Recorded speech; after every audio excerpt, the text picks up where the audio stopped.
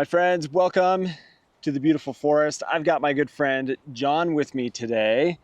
John is a friend that I have made through the channel, actually. Been a subscriber for quite some time, and we finally made getting out on a trip together. Yeah. It's awesome.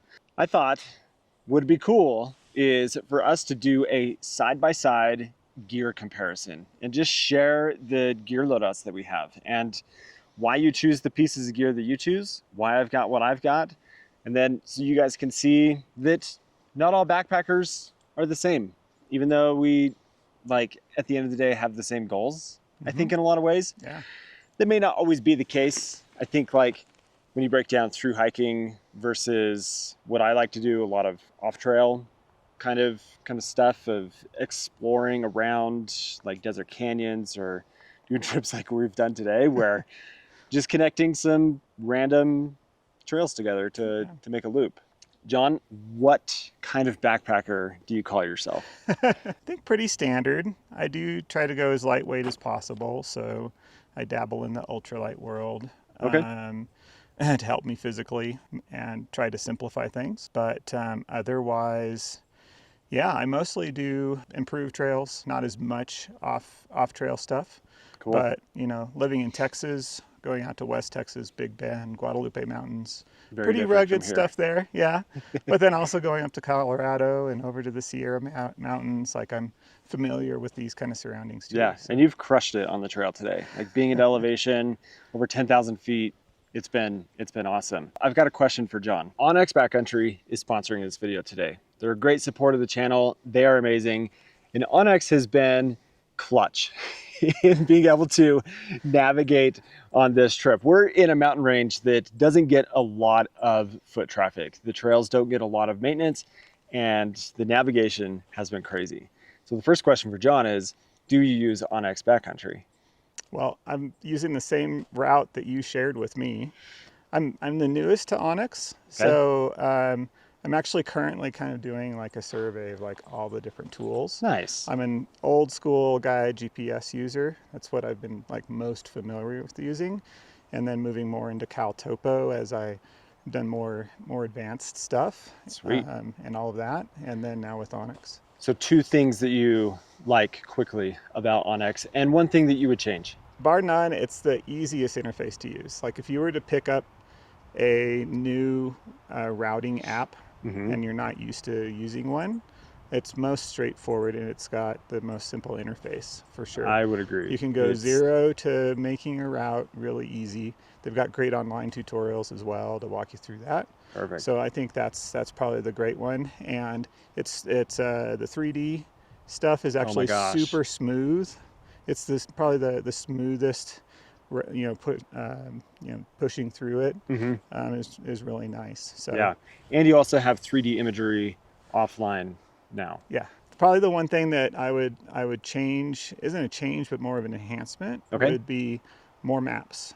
Like I really miss like having the USFS maps and some of those, just like the standard 7.5 minute USGS topo maps. And, yeah, because you can drill in there and they have different features marked already on the map, and a lot of times with just the standard ONX, it doesn't have those mapped. Gotcha. So, gotcha. Yeah.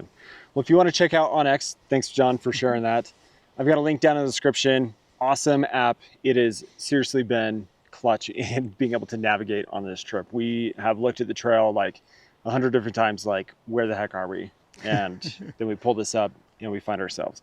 Okay, let's jump into what's on the outside of our packs. I'll quickly go through what I have on mine, and then you can pull what you've got. I've got my Zoleo satellite communicator. For water bottles, I'm trying something new for the trip, the the Mazama Migo water bottles. I've enjoyed them a lot. Like they've been really easy to use. I've been a little jealous. I'm like, man, that's really a nice setup. Yeah, super clean setup. And then on one side pocket, I've got my tent poles for my tent. And then on this side, which may not even get used once on this trip, we'll see. We'll go down and look at the lake. But my fly rod. And then here in the front pocket, my Sawyer water filter, and my 2-liter water bag. And I think that is it. No, I have the protective case for my camera, and then my speed hanger. I almost lost this again. But the speed hanger from Apex Giant for wrapping around a tree and doing a gravity feed of my stuff. And that's everything for the outside. What you got? Okay, I've got a little bit more going on, but I have my Garmin inReach. Always have that there for communicating with my wife. I use this bottle, the soft bottle that can collapse for my drink mixes. So then I can collapse it and put it into my smell-proof bag at night. Oh, cool. And keep everything smelly I'll make sure in this there. doesn't fall. Yeah, thanks. So I keep that in the shoulder pocket because my arms don't reach back into the side pockets very well. On this side is my hydration side. So I've got just a smart water bottle there, and then same kind of setup with the bladder and the filter. The filter. Cool. So nice. That's what I've got on that side. And then kind of the specialty stuff on the other side. So I'm doing a tenkara rod when we were planning on fishing, bringing that. A tripod and grip for my phone. So I do a lot of filming just on my phone. Since I don't have to do the YouTuber thing. John's not a YouTuber. Right, exactly. And then, yeah, just another couple of little camera gizmos on that side. I will say this about John real quick. He's an amazing support of so many different YouTube channels. He's the man. Thank you. It's appreciated. Yeah. I have a lot a lot of for all you guys, for sure, for sure. So, and you probably noticed that I've got a lot of cottage gear going on. Love it. And so because it's my main hobby, I decided at a certain point that I really wanted to also give back to the community. So always focusing on if I can support a cottage brand with a lot of this. That's cool. Right? And then in the front pocket, there's kind of a lot going on here. So this bag has my stakes and my poop kit. Oh, cool. Kind of all the sharp stuff all together. And some hand sanitizer, my spoon, so it's just always available. You never know when you need to. What do you need to spoon things? Spoon some chips out of a bag or something. Some toilet paper. Excellent. And I use these smelly proof bags for used toilet paper. Oh, cool. So I don't bury the toilet paper. I Smooth. pack it out. Yeah. And what else do we have in here? Oh, this isn't usually where I keep this, but these are my wind pants. I just use for some extra insulation at night, my sleep pants, and for bug pressure. Okay. Bugs can't bite through it. That's already quite different from me. The wind pants or rain pants is something that I have never used. I have rain pants, but I just don't use them. Yeah. So. I just experimented with them and realized that they add just enough extra warmth and comfort inside the sleeping bag. Plus keeping my dirty legs off of the sleeping bag. Gotcha. So almost as an alternative to a sleeping bag liner or something as well. So kind of multi-purpose there. Yeah. These are my gaiters for my running shoes. I hate stuff getting in my shoes. Just a rag for condensation or wiping things down. My dirty socks. Excellent. I keep these on the outside of the pack. So they dry out. So they air out a little bit because I'm going to wear these tomorrow. Smooth. Yeah, and it's like Mary Poppins in there. It's totally, yeah. Once we get inside the bag, it'll be 1, 2, 3, we're done. Everything's out here. This is a little interesting little baggie for holding water. It's like a bowl almost. Oh, okay. It's got some measurements on the side. And, if you're not doing a big, like a Canuck bag, then you can use this to scoop water. Scoop water. Yeah, And that's it's kind of cool. just an adjusted Or if you case. have a really not very high flowing stream, then that probably makes it easier to collect water and then put into a bigger bag. Or if you travel with a dog, Yeah, that'd be that's good dog that's bowl. cool. That's cool. And then the chair. The chair. We're actually not calling this the chair. It's an experiment to see if I can get away with not bringing a chair. It's a backrest. It's a backrest. So the jury's still on Which this is one. this is the one that's from Lightsmith. So it's Lightsmith, just yeah. a piece of fabric, and then it has two cross Yeah. like pieces that are carbon fiber, right? Yeah. And then you put some feet on it, Yeah. and it's yeah. So Once you're in it, don't move, and it's really comfortable. But as soon as you get up, it all falls apart. You gotta start over again. Excellent. Yeah. First aid kit. I like that bag. That's cool. Yeah, this is the printed front. one. Yeah, Yeah, this is light AF, I believe. Oh, cool. Nice. Yeah. And sunglasses case. All right, that's For it. the Umbras. For the Umbras, We're yeah. matchy on our sunglasses. We are. So that's it. Okay, I finally got awesome. through it. You've got quite a bit more going on with like everything on the outside, and I feel like I'm pretty minimal with what I've got. But what pack are you carrying, and why did you choose this pack? Yeah, so I'm carrying the Evolved Ranger. It's a 35 to 40 liter frameless pack. Frameless. And I'm not using the hip belts either. Okay.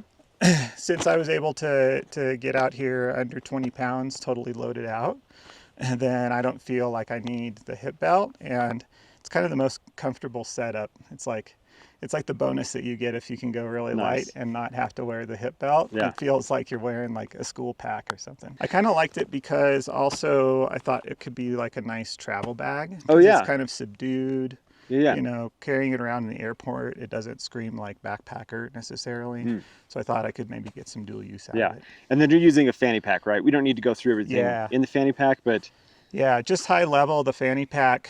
My concept with this is that this is my on-body bag, and everything that I put into here is for the purposes of like having on me at all times. So even if I go off trail for some reason, I drop my pack, I get lost, I've got some contingencies in here. Gotcha. You know? I have a mini first aid kit. Cool. This has all the stuff that I would normally use on trail. Yeah. That one has all of your like more emergency style stuff. That's cool. And stuff like that. I like that idea. So that's the concept with having this bag.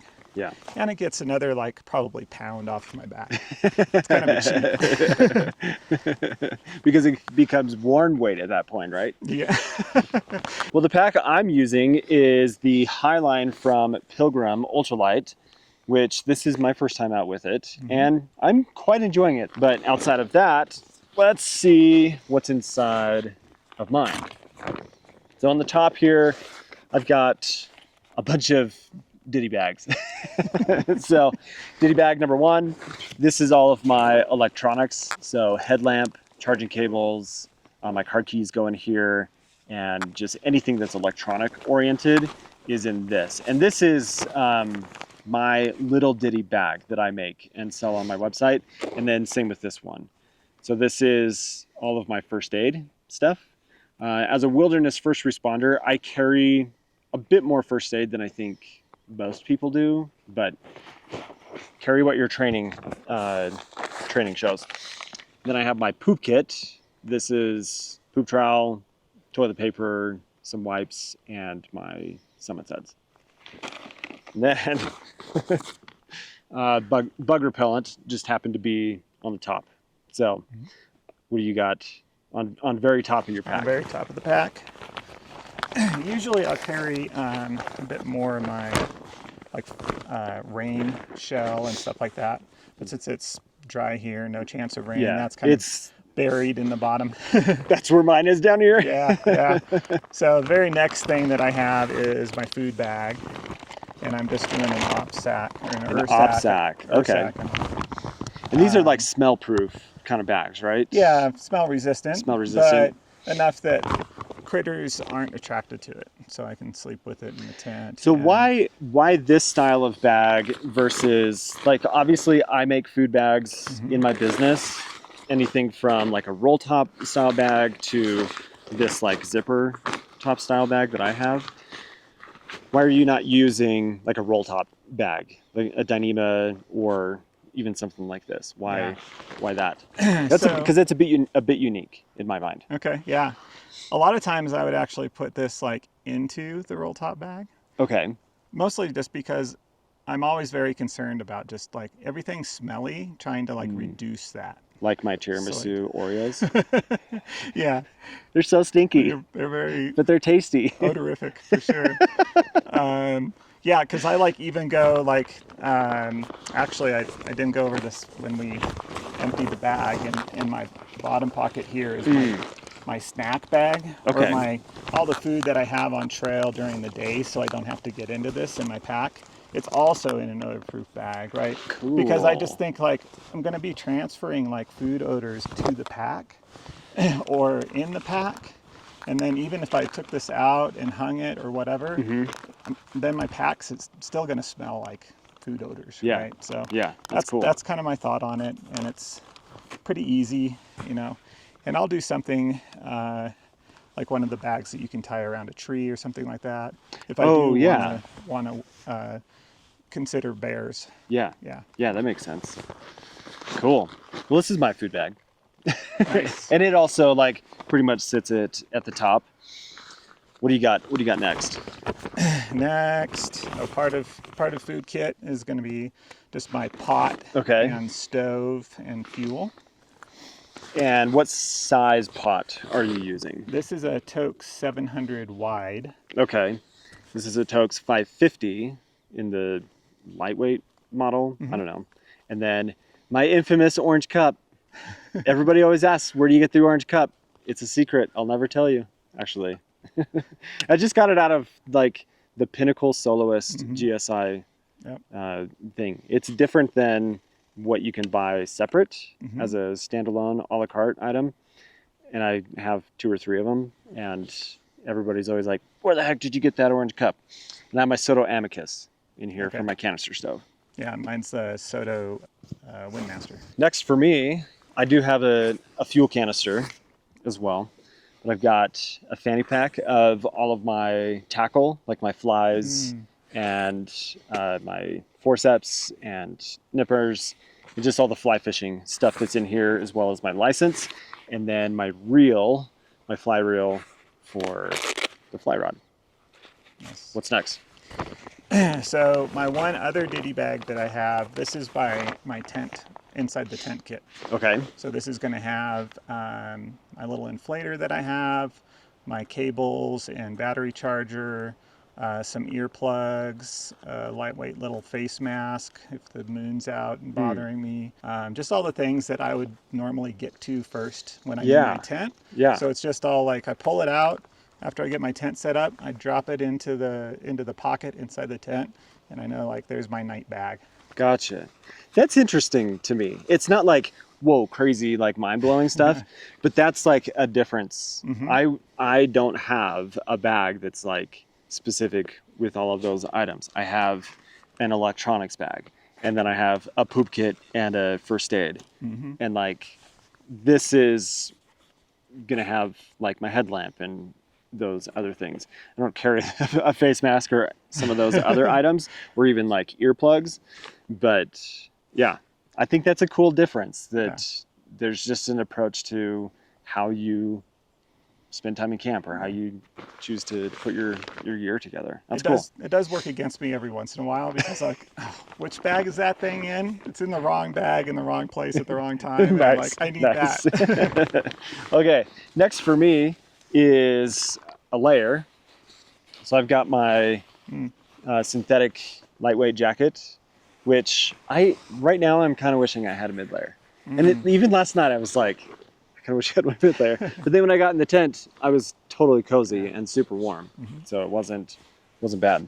Right. But minimal layers on this trip. It's the middle of summer, it's hot, and so yeah. Right. So I've got, now here's my rain layer. That's where it wound up here. I also use this as a wind layer, just, you know, like this morning. It wasn't quite cool enough for me to put on a warm layer. It just took the chill off. Nice. And then something I'm trying for the first time, which are dad sandals, camp slippers.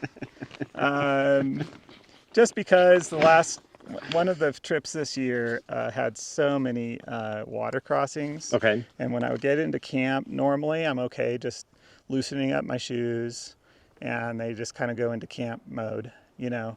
But they were just wet, and I was just in wet shoes until I got to bed, right? And I was like, well, maybe I'll try these. So far, they're not too bad. I like it. Probably not an every trip kind of thing, but I do like them as an option for that. Have you got more layers in there? Those are all down in my In the very bottom? in the very bottom. In the chip bag? I didn't use the chip bag today. Okay, well, I'm gonna show my sleeping gear, and that'll kind of like round out all of my gear. But I got my tent. This is the Tarp Tent Rainbow Lithium. So first trip out with this. I've used one in the past, and I had a double Rainbow Lithium, and I love it. It's so nice. It's so easy to set up. It's super lightweight, and I'm just super excited about it. I have my stake bag to go with it. So this has 7 stakes in it. The tent only requires 6, but I always carry at least 1 extra in just like a simple, easy to find bag. And then the Nemo Tensor All Season to be fairly lightweight. This isn't the most comfortable pad for me, but it does well enough. And it's lighter than my ZenVivi pad by about 5 ounces, which is nice. I've got a couple other layers in here, but I'll put them on my lap since we're talking about sleeping. And then for the sleeping bag, or my quilt, this is in an 8-liter compression bag, and it's a 25-degree ZenVivi ultralight bed. And it's been fantastic. I love this thing. It's just so cozy. And it's in bougie white. It's in bougie white. It is. It's just simply lovely. So I'm rocking the Durston X Mid Pro 1. Awesome tent. Yeah, this is my first full season using this tent. Cool. And so I'm just now starting to feel comfortable with the pitch and everything, and been really enjoying it. Yeah. John had his compass out, measuring all the angles and stuff last Yes, night. I do feel very, very accomplished when I get it set up, and I'm like, all right, I passed the math test. That is a tent that if it doesn't have the right pitch, you know it. Oh yeah, pretty quick. I'm like, And it's like, I gotta start all over. Yeah, it's either a Palace or a Segi diaper, like one or the other. And here's my mid layer. Okay. Actually, so this is an alpha. Just an alpha layer, and then this one's by Hightail Designs. Cool. Yeah. Nice. I like the alpha. And then what I'm using for sleep is I'm also using a Tensor, the older design. Okay. But still working well. Yeah. Something that's probably a difference between us is I'm still using 20-inch wide pads. You are? Yes. Wow. I had converted to 25. Okay. And then when I got my sleeping quilt, which is a Catabatic, the 30-degree, what's the name I don't of that remember one? what it's called. Remember, this was narrow enough that when I sleep in it, it holds my arms in, so my arms don't come off the Interesting. pad, because this is comfortable enough as a narrow quilt. Yeah. Normally, a lot of quilt designs, you have to kind of go real wide with them, so you don't have any drafts. Yeah. But the design of this is that you don't have to have all that extra material and everything. And then my arms fit in the 20 wide pad, and I save a little bit of weight. Bro is still using a 20-inch wide pad. Yeah.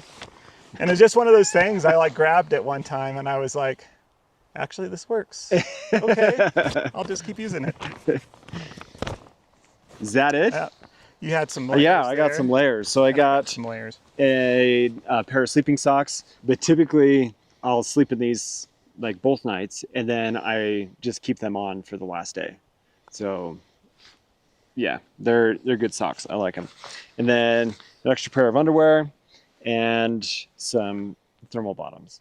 So I noticed you don't have a pair of thermal bottoms. No. You're using your wind pants as that. Okay. Yeah. And I've experimented with that and found that for me, the wind pants work just about as well. I do have a pair of thermal bottoms. That's when I'm going to be spending more time around the freezing 30s kind of thing. Cool. And then I just have my rain jacket. So that pretty much rounds out everything. Anything that stands out to you as for my gear or the differences of what we're doing. I think in a lot of ways, like our goals and how we choose to spend our time outside is fairly similar. Like I don't thru hike, I don't do huge miles, but I also want to be lightweight and I want to be efficient, and I'm going to try to not carry an excessive amount of stuff. But I was heavier than you in the gear by about 3 pounds. I think it was 24 pounds with my food and water and gear for the trip. Yeah, but is there anything that's like a huge stark contrast in your mind of the approach to our gear systems? I think maybe another consideration that I have is I'm kind of to a point with backpacking where I really want to dial in a kit that's also going to last a long time for me. Okay. So, several years ago, I did a lot of experimentation, and I would like buy and sell on used sites so that I could try different things out. And now I'm to a point where kind of everything's pretty dialed into what I like and what I prefer. And so now it's like, how can I have this kit that's going to last me for a while, right? And I don't have to be thinking about switching things out. And I can just optimize it for efficiency and things like that. Yeah. And to just go out and then not worry about your gear. Like, your gear works and it's tailored to you, and you can just completely focus on the trip that you're on. Totally. And the gear is just there in the background, just working for you, seamlessly. Yeah, I love it. Well, there you go, my friends. That is 2 very different gear loadouts on the same trip, accomplishing the same thing, but very, very different. Let me know what you think down in the comments of which like gear list or gear system you think fits like your style better, or things you would change, or just your thoughts on it. Down in the comments, let us know. John, thanks for hanging out. Yeah. Thanks for unloading all your gear to now just pile it back up and move it to another spot. But yeah, thanks for spending the weekend with me. Yeah, I appreciate it. It's been fun. So, my friends, we'll catch you in the next one. See you later.